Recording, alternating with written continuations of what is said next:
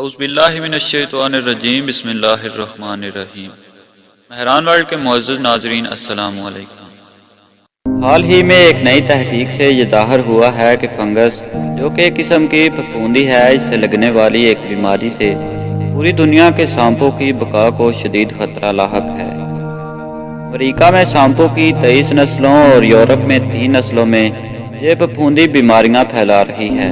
اس سے متاثرہ سانپوں کے جسم پر زخم بن جاتے ہیں اور وہ انفیکشن کا شکار ہو کر جلد ہی مر جاتے ہیں۔ سائنسز ایڈوانس نامی جریدے میں شائع ہونے والی اس تحقیق سے معلوم ہوا ہے کہ تمام سانپ اس بیماری کا شکار ہو سکتے ہیں۔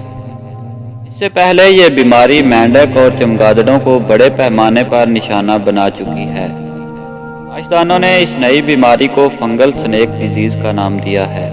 متاثرہ سانپ کے جسم پر زخم بن جاتے ہیں جو جلد ہی سارے بدن پر پھیل جاتے ہیں۔ سانپ اپنی کینچلی اتار کر اس بیماری سے چھٹکارا حاصل کرنے کی کوشش کرتے ہیں، لیکن انہیں ہر بار کامیابی حاصل نہیں ہوتی۔ تحقیق کے مصنف ڈاکٹر فرینک نے BBC کو بتایا سانپوں کے جسم پر چھالے پڑ جاتے ہیں جس سے انہیں انفیکشن ہو جاتا ہے اور وہ بہت جلد ہی مر جاتے ہیں۔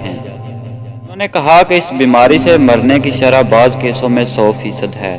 بیمار سانپوں کا رویہ بھی بدل جاتا ہے، وہ دھوپ میں پڑے رہتے ہیں جہاں سے وہ زیادہ آسانی سے شکاری جانوروں کی نظروں میں آ جاتے ہیں۔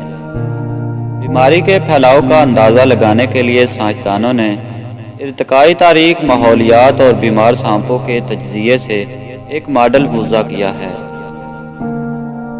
اس سے معلوم ہوا ہے کہ امریکہ میں پائے جانے والے سانپوں کے تمام 98 خاندان متاثر ہو سکتے ہیں اور اس بیماری کے دنیا بھر میں پھیلنے کا خطرہ بھی لاحق ہے۔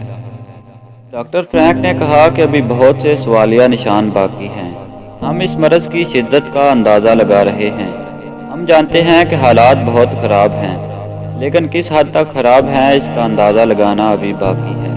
اسی کے ساتھ ہی آج کی ویڈیو کا اختتام ہوتا ہے۔ ویڈیو پسند آنے کی صورت میں ویڈیو کو لائک کیجیے، اور اگر آپ مستقبل میں ایسے ہی دلچسپ ویڈیوز دیکھنا چاہتے ہیں تو ویڈیو کے نیچے دیے گئے سبسکرائب کے بٹن کو دبا کر ہمارے چینل کو سبسکرائب کیجیے، اور ساتھ ہی گھنٹی کے بٹن کو بھی دبا دیجیے تاکہ جب بھی ہم کوئی نئی ویڈیو اپلوڈ کریں تو اس کی اطلاع آپ کو بر وقت مل سکے۔